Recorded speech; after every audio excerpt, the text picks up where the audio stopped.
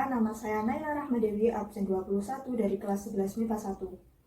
Siapa yang tidak kenal dengan Pulau Bali? Pulau yang terletak di sebelah timur Pulau Jawa ini terkenal dengan keindahan alamnya.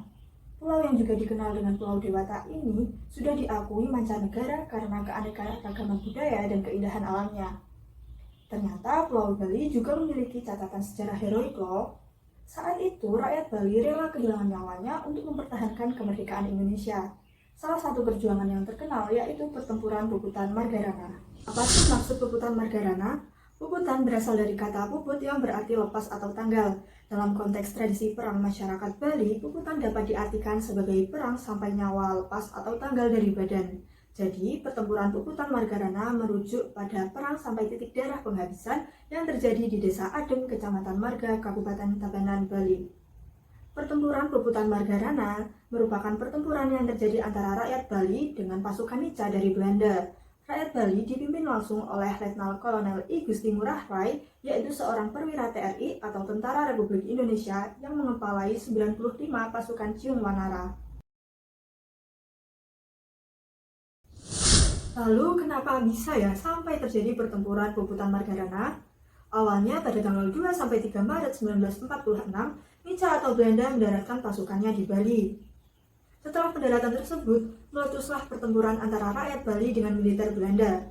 Nah, untuk menghadapi keunggulan persenjataan yang dimiliki militer Belanda, pejuang di Bali memilih untuk menggunakan sistem perang gerilya yang memungkinkan mobilisasi dengan lebih cepat sehingga dapat membingungkan tentara Belanda.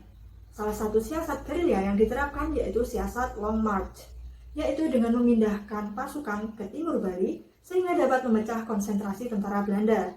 Berkat siasat ini, pejuang di Bali berhasil memenangkan pertempuran Tanah Arun pada 9 Juli 1946. Setelah pertempuran tersebut, pasukan I Gusti Ngurah Rai kembali ke arah barat hingga sampai di Marga Tabanan. Hubungan Nica dan rakyat Bali semakin memburuk ketika berita perundingan Linggarjati pada 15 November 1946 terdengar oleh pejuang di Bali. Walaupun kecewa, para pejuang di Bali tetap berikrar setia mempertahankan Bali sebagai wilayah Indonesia. Bahkan nih, I Gusti Ngurah Rai memerintahkan kepada pasukannya untuk merebut persenjataan pasukan Belanda yang ada di Tabanan. Perintah tersebut berhasil dilaksanakan pada 18 November 1946. Pasca perebutan persenjataan, Belanda merasa kalau perlawanan pasukan I Gusti Ngurah Rai harus segera dipadamkan. Pada 20 November 1946, Belanda mulai mengisolasi Desa Adem Marga. Belanda yang awalnya dengan hati-hati memantau pergerakan pasukan Ciung Wanara memutuskan untuk melakukan penyergapan.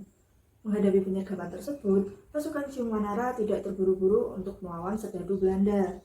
Mereka masih berfokus terhadap pertahanan dan menunggu komando dari I Gusti Ngurah Rai. Begitu ada komando, pasukan Ciung Wanara langsung menyerang balik dan berhasil memukul mundur pasukan Belanda. Nah, setelah berhasil dipukul mundur oleh pasukan Ciung Wanara, akan seperti apa ya taktik Belanda selanjutnya? A. Melawan dengan gerilya, B. Melawan dengan frontal, atau C. Mundur untuk mengatur serangan? Ya, jawaban yang benar adalah B. Belanda melawan dengan frontal dan menggempur pasukan I Gusti Ngurah Rai dari berbagai arah. Bahkan Belanda juga mengerahkan pesawat pengebom untuk menghancurkan daerah Marga. Akan tetapi, I Gusti Ngurah Rai tidak menyerah dan memerintahkan pasukannya untuk melakukan puputan atau pertempuran sampai titik darah penghabisan. Dampak dari pengeboman yang dilakukan Belanda tersebut, I Gusti Ngurah Rai dan semua pasukan Ciung Wanara gugur dalam pertempuran. Untuk mengenang peristiwa tersebut, maka pada tempat pertempuran didirikan Tugu Pahlawan Taman Pujaan Bangsa. Kesimpulan yang didapatkan dari perjuangan yang telah dilakukan oleh I Gusti Ngurah Rai dan pasukan Ciung Wanara adalah sikap rela berkorban dan cinta tanah air. Walaupun negara kita tidak sedang dijajah oleh negara lain, akan tetapi sikap rela berkorban dan cinta tanah air perlu dikembangkan agar mewujudkan negara yang berintegritas.